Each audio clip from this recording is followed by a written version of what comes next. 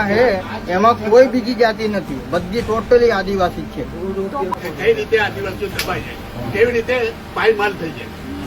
પક્ષ અને પાર્ટી એ માત્ર એક પ્લેટફોર્મ છે, પણ ખરું ધન તો આપણું સમાજ છે.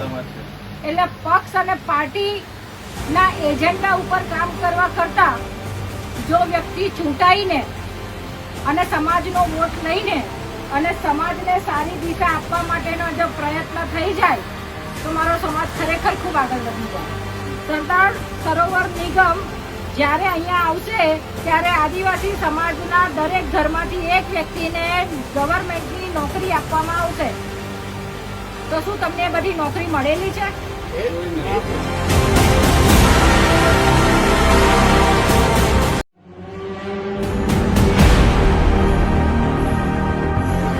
આમાં હે એમાં કોઈ બીજી જાતિ નથી, બધી ટોટલી આદિવાસી છે. કઈ રીતે આદિવાસીઓ દબાઈ જાય, કેવી રીતે પાયમાલ થઈ જાય?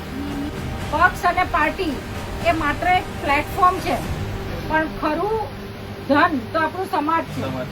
એટલે પક્ષ અને પાર્ટી ના એજન્ડા ઉપર કામ કરવા કરતા જો વ્યક્તિ ચૂંટાઈને અને સમાજનો વોટ લઈને અને સમાજને સારી દિશા આપવા માટેનો જો પ્રયત્ન થઈ જાય તો મારો સમાજ ખરેખર ખૂબ આગળ વધી જાય. સરદાર સરોવર નિગમ જ્યારે અહીંયા આવશે ત્યારે આદિવાસી સમાજના દરેક ઘરમાંથી એક વ્યક્તિને ગવર્મેન્ટની નોકરી આપવામાં આવશે. તો શું તમને બધી નોકરી મળેલી છે?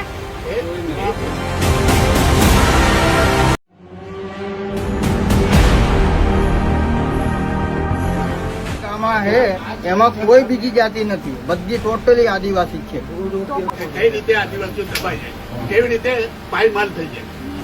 પક્ષ અને પાર્ટી એ માત્ર એક પ્લેટફોર્મ છે, પણ ખરું ધન તો આપણું સમાજ છે. એટલે પક્ષ અને પાર્ટી ના એજન્ડા ઉપર કામ કરવા કરતા જો વ્યક્તિ ચૂંટાઈને અને સમાજનો વોટ લઈને અને સમાજને સારી દિશા આપવા માટેનો જો પ્રયત્ન થઈ જાય તો મારો સમાજ ખરેખર ખૂબ આગળ વધી જાય. સરદાર સરોવર નિગમ જ્યારે અહીંયા આવશે ત્યારે આદિવાસી સમાજના દરેક ઘરમાંથી એક વ્યક્તિને ગવર્મેન્ટની નોકરી આપવામાં આવશે. તો શું તમને બધી નોકરી મળેલી છે?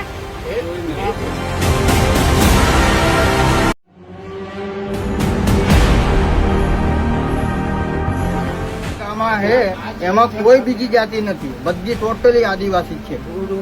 કઈ રીતે આદિવાસીઓ દબાઈ જાય, કેવી રીતે પાયમાલ થઈ જાય?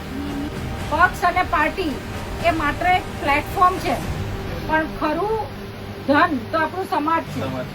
એટલે પક્ષ અને પાર્ટી ના એજન્ડા ઉપર કામ કરવા કરતા જો વ્યક્તિ ચૂંટાઈને અને સમાજનો વોટ લઈને અને સમાજને સારી દિશા આપવા માટેનો જો પ્રયત્ન થઈ જાય તો મારો સમાજ ખરેખર ખૂબ આગળ વધી જાય. સરદાર સરોવર નિગમ જ્યારે અહીંયા આવશે ત્યારે આદિવાસી સમાજના દરેક ઘરમાંથી એક વ્યક્તિને ગવર્મેન્ટની નોકરી આપવામાં આવશે. તો શું તમને બધી નોકરી મળેલી છે?